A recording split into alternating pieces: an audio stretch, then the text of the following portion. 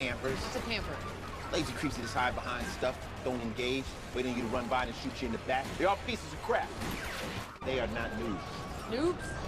Short for newbies. Yeah, that's much shorter. Go home, gamer girl. What the hell is your problem? You and your boss. Reina Punjabi only got this feminazi game made by being a slut. What happened? These guys, they just can't stand women in gaming. What'd they do to you? They leveled up.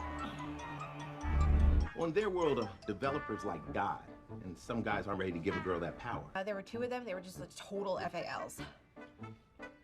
Failures in life. They were white. These guys want Reina Punjabi out of the gaming world. Just because she's a woman. There's a lot of haters out there that think she slept her way into the business. I know, I read on Kotaku. I know, I read on Kotaku. I know, I read on Kotaku.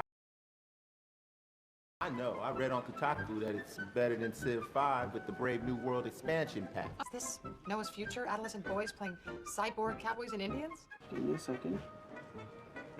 DM me for more deets on what an Amazonian warrior's tits are like. My boy and I copped the feel at the IVL. Now what? Tell him that you doxed the girl that was sharing the booth with her. Doxing's when you publish personal information, phone numbers, passwords online. Nice try. No reset button in the real world. Gary and Zach are sacrificial lambs crucified on the altar of political correctness. There'd be no game if Miss Punjabi hadn't banged the money man. Steven and I are getting married. So you'd agree that the criticisms of your work are rooted in misogyny? Rena, is we okay? Let's go! What's going on? What's happening? That's what these guys do. They troll behind their computers and make prank calls. Subthread on Red Channel. And if she and her social justice warriors don't leave gaming now, we will make them. And we can't trace where these are coming from. They uploaded through the darknet, just like the doxing, so no. Ever since the swatting went viral, I'm being called the face of women in gaming. Tomorrow I'm doing an interview on CNBC, then I'm ringing the opening NASDAQ bell, showing the world that I'm intimidated by cyber terrorists. I won't make the same mistake Sony did. The good of one is the good of all. Hunt, build, forage, create. They say that history repeats itself. But now, it's up to you to get it right. Find the Amazonian warrior in you. GamerGate. Oh yes, here we go. That's from Killing Be Slaughtered. That's a cyborg logo. They left that for us.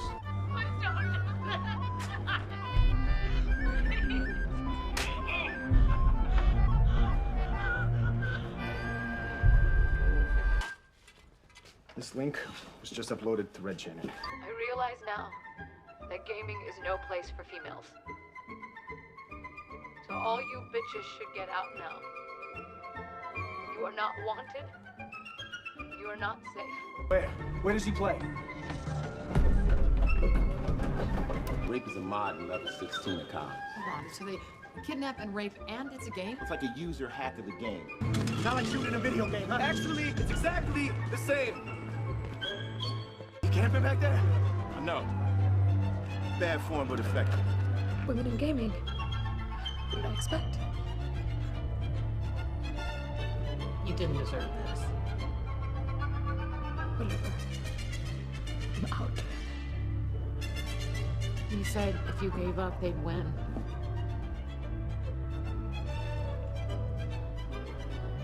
They already did.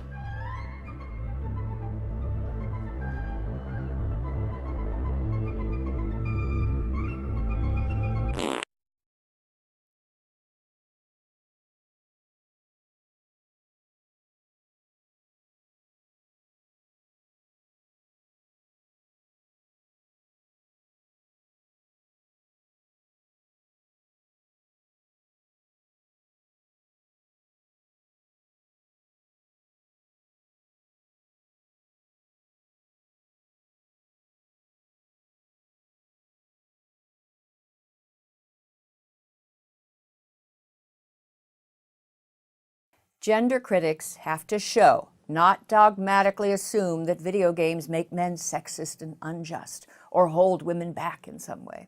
They haven't even tried to meet the burden of proof. Now finally, what about the claim that when women criticize video games, they receive abusive messages or even threats? Well, unfortunately, this is sometimes true. Feminist critics have received threats, and that is deplorable. But what the ADL fails to mention is that nobody knows who sent them, and males and females who challenge the feminist critics, they receive threats too. I mean, Milo Yiannopoulos, a British writer who defends gamers from the charge of sexism, he's received threats. He got a threatening letter that contained a dead mouse impaled by a razor blade. But the ADL curriculum, like dozens of major media stories on gamers, they sensationalize the threat to the feminist critics and make no mention of threats to the other side. And then they imply that anyone who objects to something about the feminist criticism, about this idea that it's misogyny in gaming, that you're implicated in the crime of violence.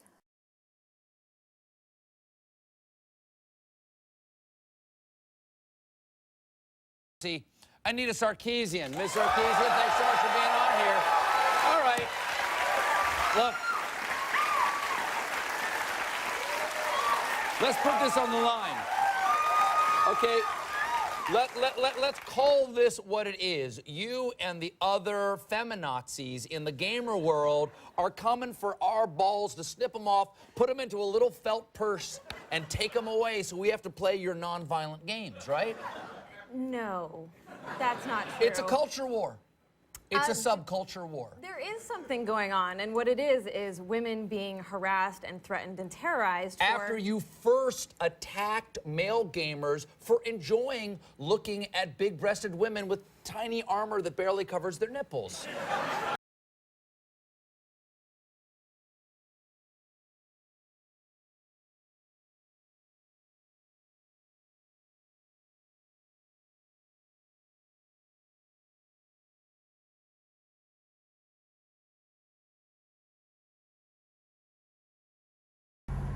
Hey, well, it's Alex Mondosian again, and it's another Teleseminar Secrets tip. I'm in my car right now and driving around, and I want you to know that you can build your business through teleseminars in teaching and training your affiliates who are treasure maps that lead the treasure chest full of other treasure maps.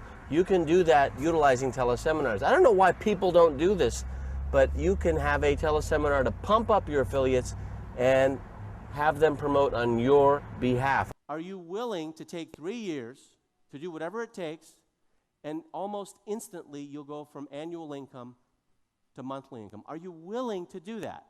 Who has a cause besides me? And you need a message or a topic. Who has a topic right now in their mind that they would like to get across to millions of people? That's what you need. A mouth, a message, and a phone. That's it. Hi, my name is Anita Sarkeesian. I'm from Los Angeles, California, and my website is neonandchrome.com. And I just want to let you all know how amazing Alex's Teleseminar Secrets was. It really motivated me to get my own business started. In my current day job, I saw how teleseminars could change the face of your business and make a lot of money, but I didn't really understand how it worked. And I'm only 23, and I've already started my own business promoting teleseminars for small businesses around me, and it's really made a huge impact on my life. I'm Anita Sarkeesian, and I run the video web series Feminist Frequency. As a pop culture critic, I look at movies, TV shows, comic books, and of course video games. Please donate any amount you can to bring this video series to life. Go check out the Kickstarter page where you can see all the details about how the project is continuing to evolve, including 7 new bonus videos and a classroom curriculum. There you can also pledge a donation to help support this project. Just click on the link in the description below. The Ambassador Award honors an individual who has helped the game industry advance to a better place. Anita Sarkeesian's work has done just that. Anita saw an opportunity to create, in her words, a space where feminism was easy to engage with in an accessible way. While still in grad school earning her master's in social and political thought from York University, she created Feminist Frequency, a video web series that explores the representation of women in pop culture narratives. Her early videos focused on popular film, TV shows, and even advertising, focusing on deconstructing stereotypes, patterns, and tropes associated with women. She asked for a modest $6,000, which was easily funded within 24 hours. By the end of its run, the Kickstarter netted roughly $159,000 from 7,000 backers. Anita has since become a spokesperson for the dangers of online harassment and gave a TED Talk that has close to 500,000 views. It is my honor to present the Game Developers Ambassador Award to Anita Sarkeesian. Thank you so much for this. Please welcome Anita Sarkeesian.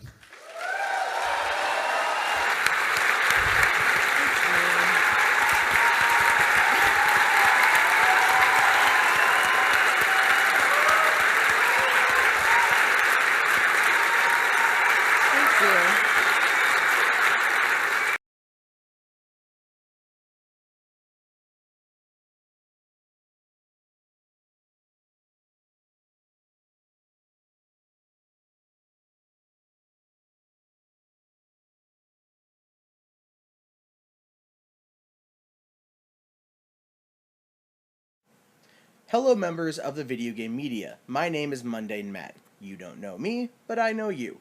And I'm here today to speak to you about Anita Sarkeesian. I'm not going to talk about her policies or her beliefs or her video series.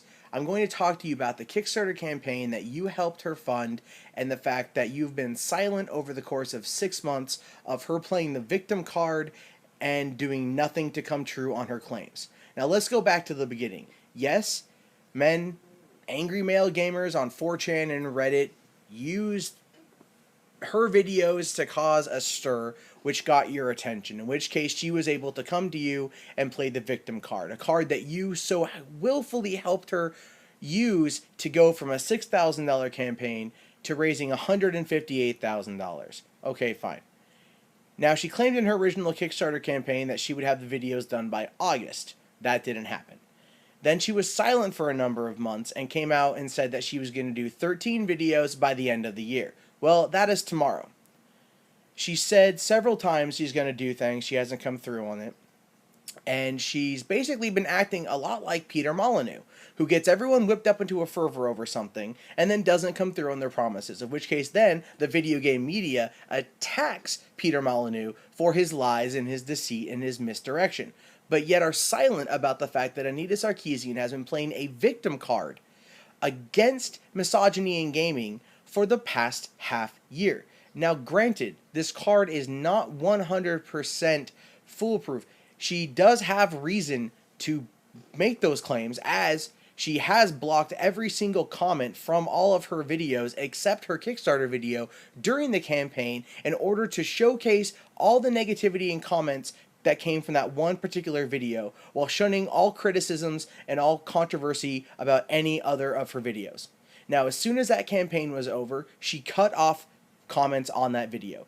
She has played the victim card when she spoke in Sweden. They would not allow anyone to live stream the event due to online harassment. I know this because I received an email from one of my followers that had tried to get access to this event. She also went to TEDx and spoke for 10 minutes about how she became the villain, the final boss of the internet, in which case male gamers put her on the Koopa-esque pedestal and threw all their anger at her, making her this villain that she has proudly played the card of. Now, she spoke at TEDx Women for 10 minutes about being a victim. At no point did she talk about her belief in the feminism ideology of gaming, about the tropes versus video games and women that she's been trying to create, or anything of the such. In fact, for the past 6 months, if anyone as so much as even said a negative word about her campaign, and with the exception of Destructoid, they have been met with tons and tons of hateful comments in return. People are unwilling, I put it to you, are unwilling to look at her from a mere objective angle and say, okay, this particular person has obviously used a victim role to gain sympathy and fame and monetary gain within our industry of which you hold so dear, and yet she has not followed through after pushing back her deadline time and time again. The sad truth about Kickstarter is that there is absolutely zero accountability once the money is raised. There is no legal ramifications for her not coming through. She earned a small fortune off of your publication's press of her Kickstarter campaign, and she played you all like fools.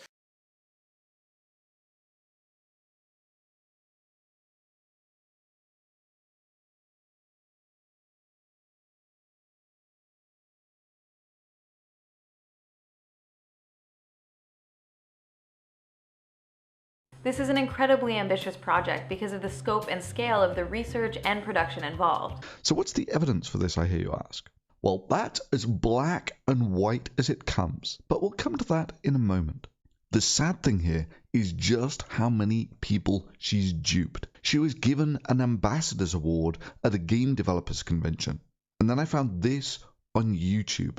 I love video games so much that I had to quit them because they were taking over my life. But Anita Sarkeesian's new video illustrates some shocking trends that need to be addressed. Just a heads up, the gameplay footage in this video is not safe for work, which is part of the problem. Yes, she's been featured on YouTube Nation, who were only too happy to justify why she blocks comments and ratings. As unsettling as all of this is, the thing that disturbs me the most is the kind of personal backlash that Anita and her channel have faced. She's had to turn off her comments and hide her like-dislike ratio. This is not okay. Please watch this video and share. However, if you go to places where you can discuss her videos, which is basically anywhere where she can't delete your comments, you'll find example after example of how she's just cherry-picked and completely misrepresented games.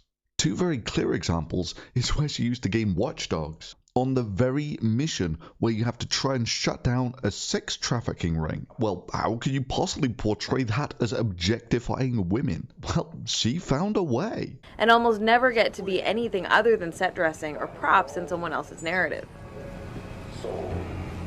This is the essence of what sexual objectification means. And since that concept is at the heart of the women as background decoration trope, let's take a moment to define it. That is, she takes a mission where you're trying to shut down a sex trafficking ring and portrays that as sexist. Another game that came up a lot was Hitman. This is how she describes Hitman Absolution. Players are meant to derive a perverse pleasure from desecrating the bodies of unsuspecting virtual female characters. It's a rush streaming from a carefully concocted mix of sexual arousal connected to the act of controlling and punishing representations of female sexuality. So deeply skeptical because you're meant to be a hitman, yet not going around killing random people. Indeed, you're penalized for killing people who are not your target, and even more so for killing innocent civilians. That is, the game actively disincentivizes killing random people like the girls in the strip club. So I watched the playthrough of the missions, of which there were plenty. I watched about 40 or so of these people playing the mission. Turns out there are two ways of doing it, and only one of those takes you past the girls doing their makeup, and one doesn't. So about 3/4 went the easier route, and about 1/4 went past the dancers. Most of them sneaked past the dancers like you're meant to do, and none of them actually attacked or killed the dancers, because you would get penalized for it. I just can't take much more, Dom. I don't know what to do. Look, you're new here. Dom is the price of this business. Be smart. Every club has one like him. A Dom. He wanted me to do a show in the back room. I just can't take much more, Dom. I don't know what to do. Look, you're new.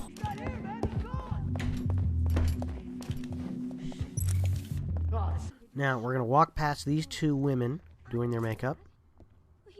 One of them eventually walks toward the area that we're going to go, so we have to watch out for her. No time. There are cops everywhere. And you know what? He doesn't give a flying fuck. That's why he cops all the cops. They are not about to fuck with him when he gives them free titties every night. I think it's sick. I mean, we're just working. Look, we've all heard the stories, right? Smart? What's going on? Hey, man.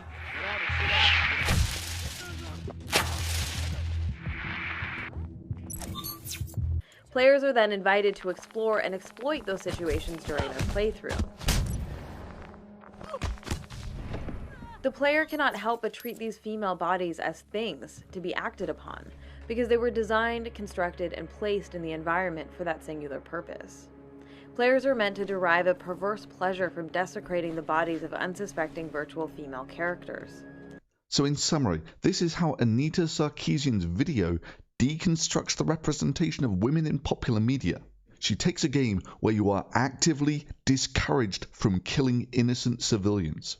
Then, because one mission out of 20 involves a strip club, of which only about 2 parts out of 7 are actually in the strip club, and of that only a few % involves the erotic dancers, almost every second of which was used in her video. Then, because no one who actually plays the game kills the dancers, because you get penalized for doing it, she then presumably goes and kills the dancers herself and drags their bodies around so she can claim this. The player cannot help but treat these female bodies as things to be acted upon, because they were designed, constructed, and placed in the environment for that singular purpose. Players are meant to derive a perverse pleasure from desecrating the bodies of unsuspecting virtual female characters. Now, we're going to walk past these two women doing their makeup. One of them eventually walks toward the area that we're going to go, so we have to watch out for her. It's a rush streaming from a carefully concocted mix of sexual arousal connected to the act of controlling and punishing representations of female sexuality. Is literally as stupid as saying games where you can fall to your death. You're actually being invited and encouraged to fall to your death. And that this will make people want to do it in real life. Welcome, ladies and gentlemen, my fellow reptiles, to Face Palm Sunday. And today's video response deals with Anita Sarkeesian, who, if you didn't already know, is a huge liar and a fraud here on the interwebs, YouTube, Twitter, so on and so forth. A woman who purposely tries to misrepresent and twist everything that, even if it's a good thing, she somehow twists it into a bad thing. And today, we're going to be covering some critique, some harsh criticism of the game Dying Light that she had with this game. She just couldn't believe that this game was so terrible, and the things that it condones and supports, and the elements that this game has. And for those of you who don't know already, I have played Dying Light. I've played it all the way through. I've done the campaign. I've done a shit ton of side quests. I've extensively played through this game all the way through.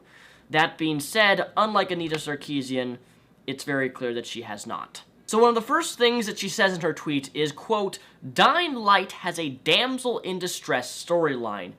Dear game developers, it's 2015. Aren't you embarrassed by this yet?" So I'm assuming you don't know what this is, but the damsel in distress storyline is where a man saves a woman. For example, Mario saving Princess Peach, that would be the damsel in distress. Well, the man has to save the woman. Ironically enough, this is not the case in the game at all.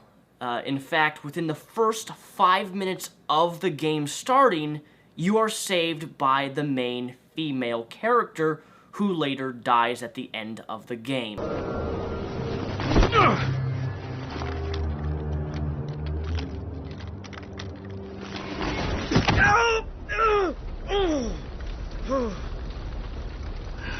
I told you that wasn't a normal drop shoot.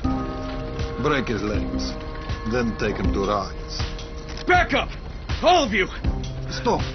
Loud noises draw them.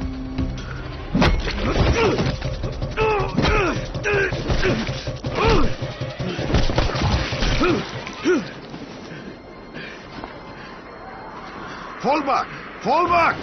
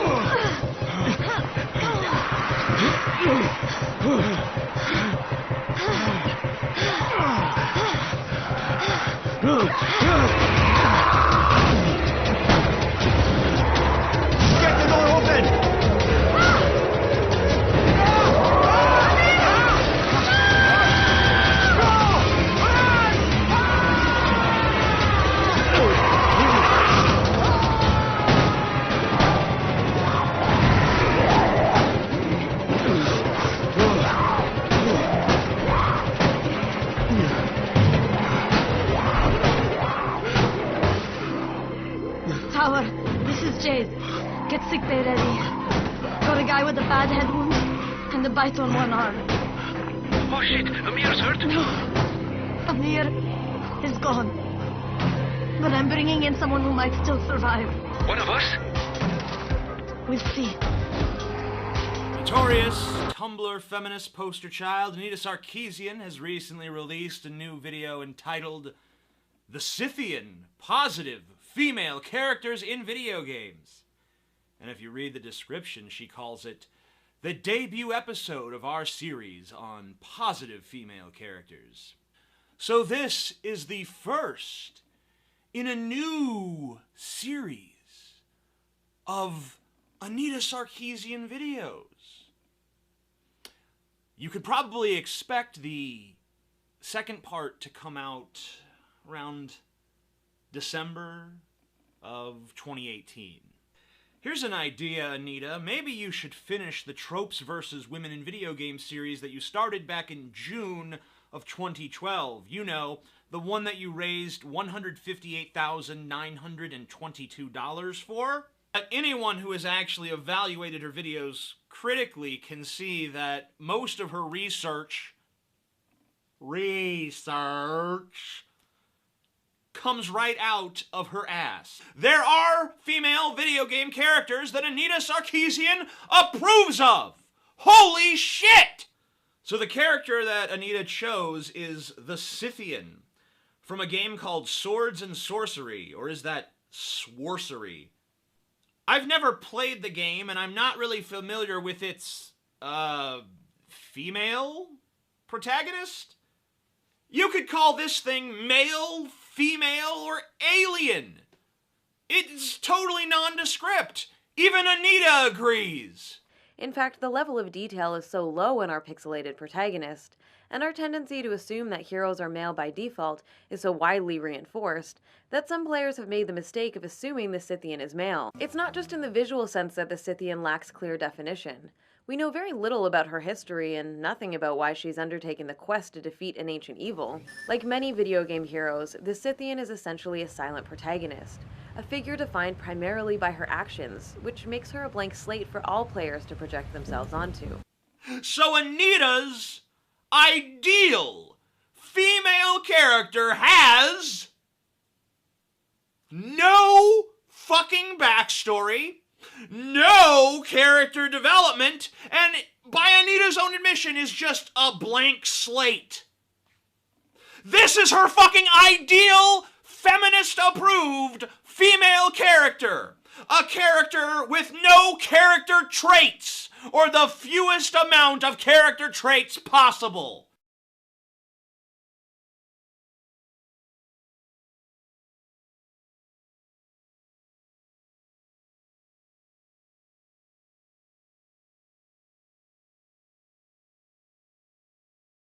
So she starts out. Watched the news today about a school shooting in Seattle, and honestly, I'm sort of shaking with fear and with rage. Then she jumps the shark big time. We seriously need to address connections between violence, sexism, and toxic ideas about manhood before boys and men commit more mass shootings. Really, of all the factors that you think that cause school shootings, you know, things like psychological disorders and the such like, the one that you think that actually needs to be there at the forefront is toxic ideas about manhood, which you think are a significant factor in causing school shootings. Not a coincidence. It's always men and boys committing mass shootings. The pattern is connected to ideas of toxic masculinity in our culture. And then, having spat in the faces of all of these people, she's back to being the poor, demure victim again. Our culture is deeply sick when simply asking questions about how toxic forms of masculinity may harm men leads to hours of hate on Twitter. Are you kidding me? You blame school shootings on toxic ideas about manhood and toxic masculinity, and that not addressing your concerns will lead to more people dying in school shootings less than 24 hours after a school shooting. Adios, Barbie. I've actually read many studies that state the opposite, that gender-segregated classrooms improve learning. Same with race. Now, I don't know about you, and I don't know a lot about many things, but what I do know is that segregation is flat out wrong. I mean, look at the examples. The American South with Jim Crow and South Africa with apartheid. I mean, it doesn't seem to be a force for good. In fact, it seems to be a very divisive, very racist, very destructive thing. I mean, it is called segregation.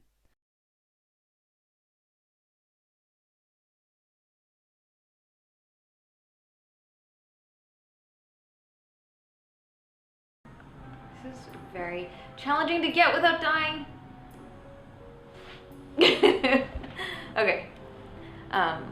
My dad's a computer networking engineer, so I basically grew up on computers and spent all my time on them, which meant I played a lot of computer games. So Lemmings was a favorite, and I also played this horribly sexist platformer called Vinyl Goddess of Mars.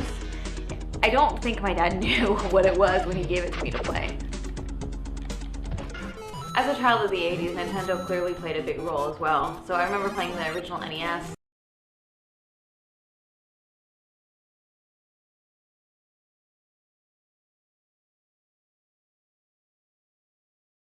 I'm going to show you a remix that I just finished this weekend and no one else has seen. One person has seen it. It's a soundtrack of one song, except I'm doing video games. So it's not exactly a fandom. I'm not a fan of video games. I actually had to learn a lot about video games in the process of making this.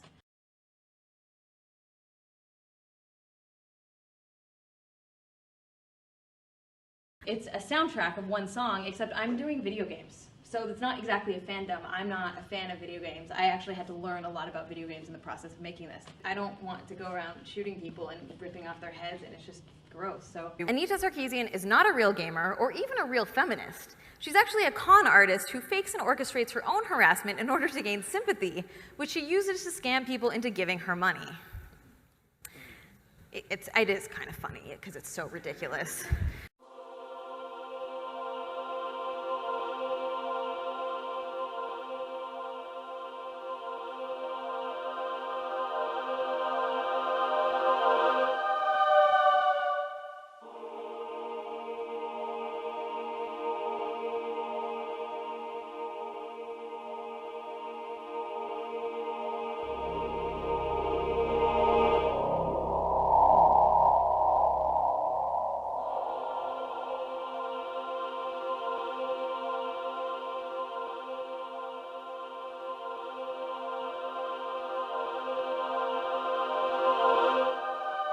Right, so that will, in addition to what we need to do to help pressure companies to make those changes, they need to step up. So working at those companies and being like, hey, how about we do these things or suggest these ideas that will make it be, right?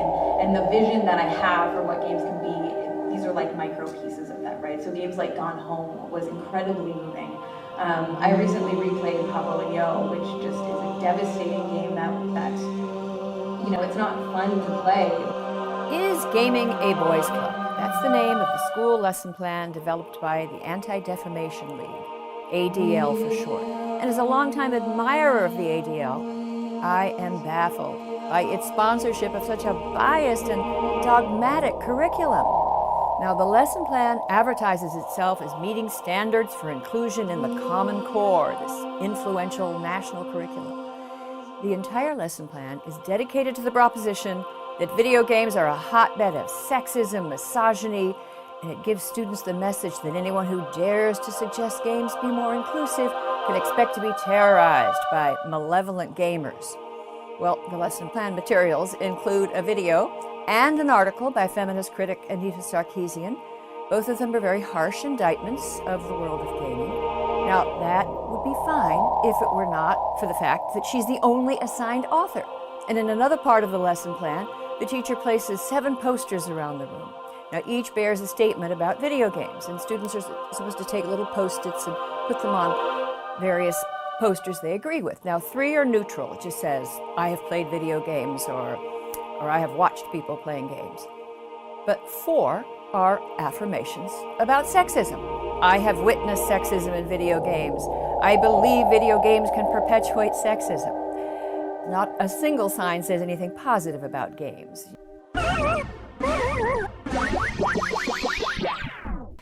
Let's see where this rabbit hole takes us. Ready? Let's dive in and see how some of the individuals who were the most responsible for initially starting Gamergate are related to Common Core. Of course, the first focus here is going to be the Game Journal Pro list.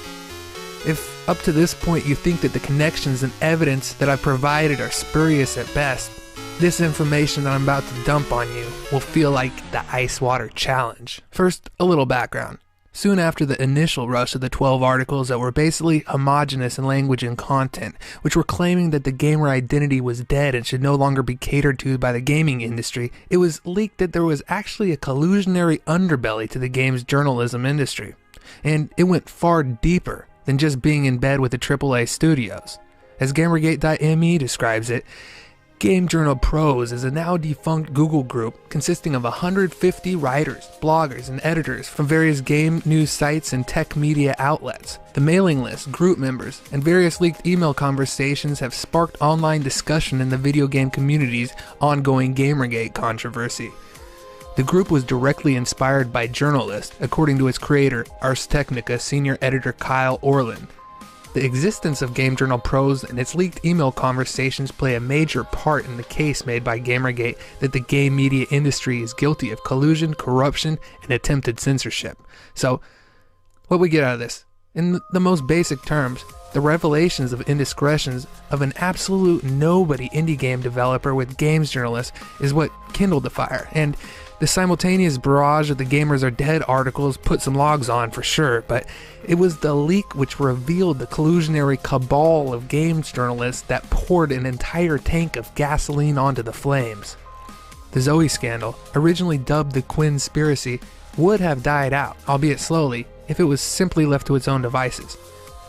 But then they went all in with the Gamers Are Dead articles, which was the true catalyzing event.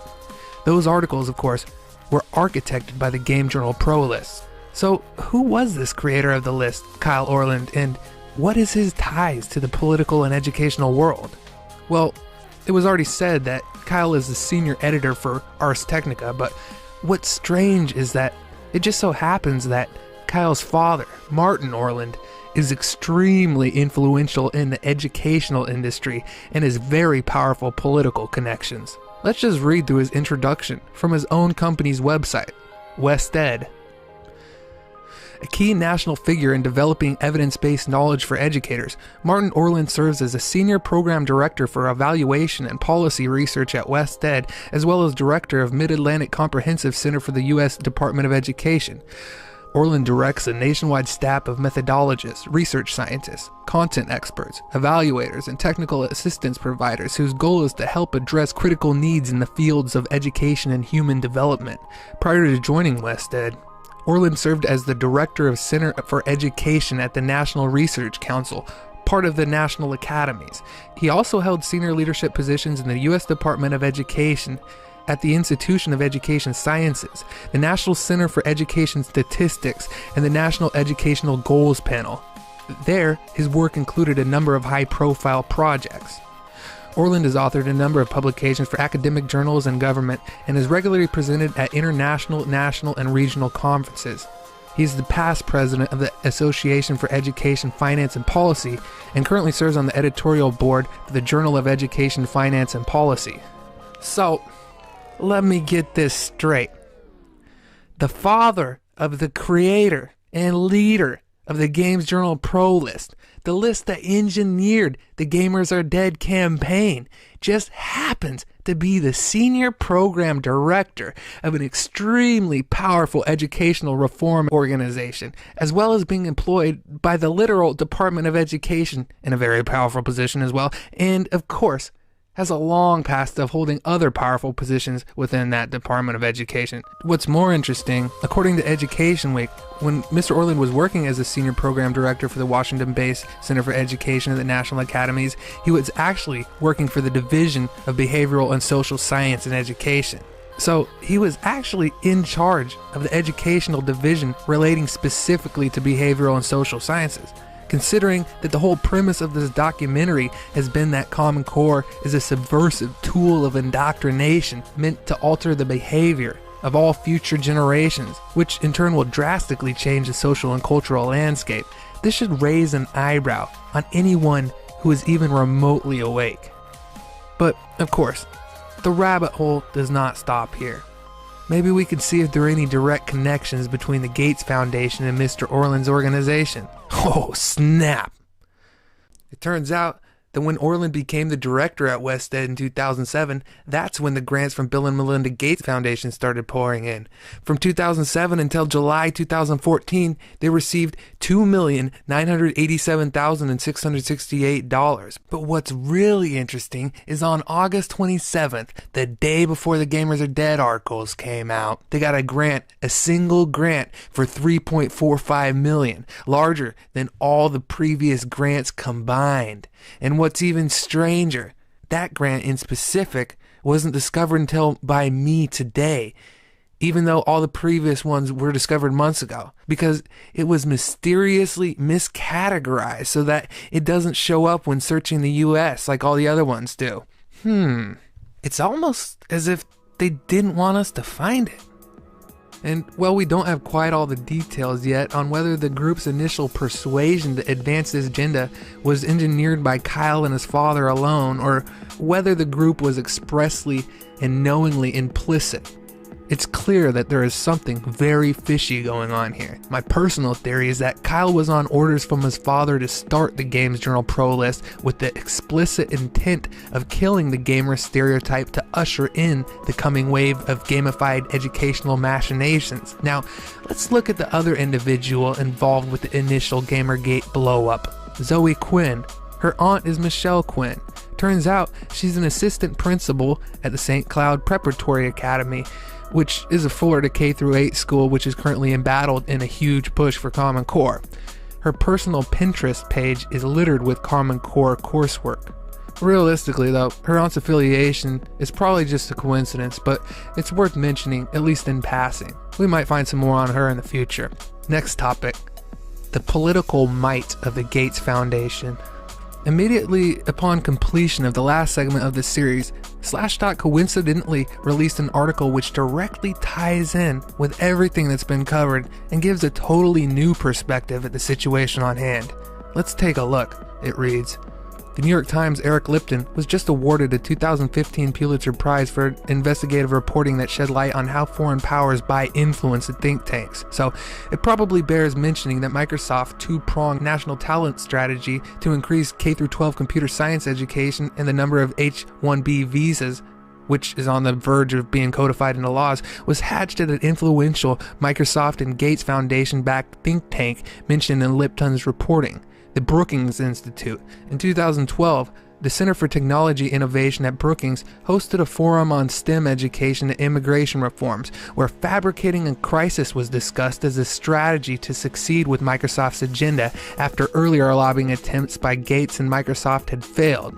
So Brad, Microsoft General Counsel Brad Smith, asked the Brookings Institute Daryl West at the event, "You're the only one who mentioned this topic of making the problem bigger, so we galvanize action by really producing a crisis, I take it?" "Yeah," Smith replied.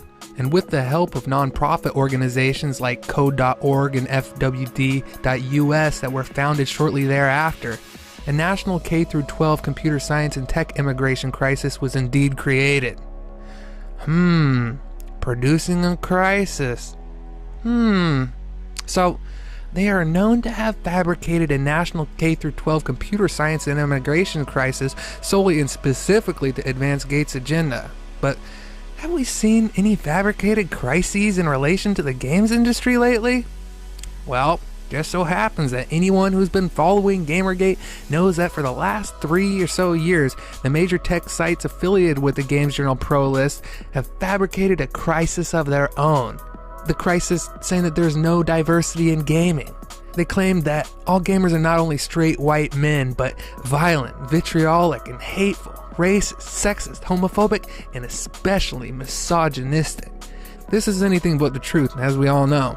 But the journalists involved, either on the orders of a Gates-backed think tank or via subversion and manipulation through Kyle Orland and his father, were used to fabricate this gamer diversity crisis whole cloth, with the sole purpose of destroying the gamer identity and stereotype in order to sell both investors and lawmakers on gamified education as the way of the future. Furthermore, the last sentence of the Slashdot article states that they expressly used nonprofit organizations to promote the crisis. Sound familiar? The nonprofits like Feminist Frequency have been used in this exact same way.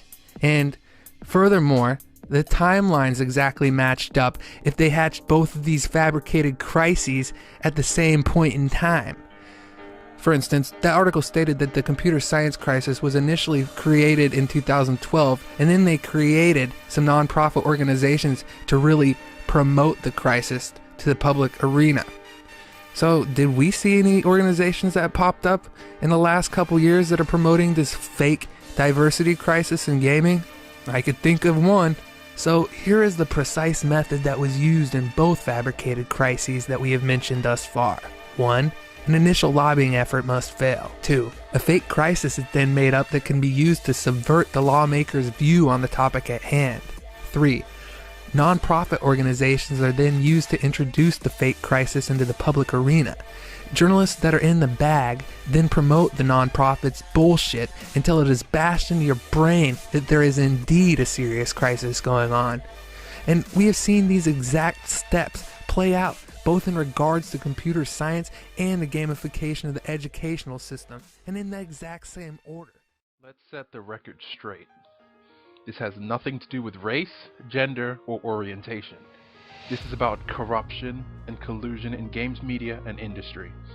Video games are supposed to be creative endeavors by their creators. More importantly, however, they should be judged fairly and on their merits, structural and mechanical, rather than unfairly shut out or badmouthed because they do not match a reviewer's political stances or do not appease their sense of justice, social or otherwise. Those who call themselves games journalists should not review games in which they have conflicts of interest, and should behave in a professional manner. They should practice full disclosure and not participate in terrible industry acts such as colluding to prevent coverage of those that disagree with their political views. No one should ever be harassed, threatened, or have their private information leaked because they have an opposing opinion. Incidentally, no one should be defended from such while others are summarily dismissed and ignored for the same reasons. Games should not be politicized to further an agenda, nor should their creators or consumers be silenced or pressured to change against their will. Gaming culture is one of the most accepting, most diverse cultures in the world. Stop the lies, stop the hate, and stop the corruption and collusion. We are Gamergate and we are not your shield.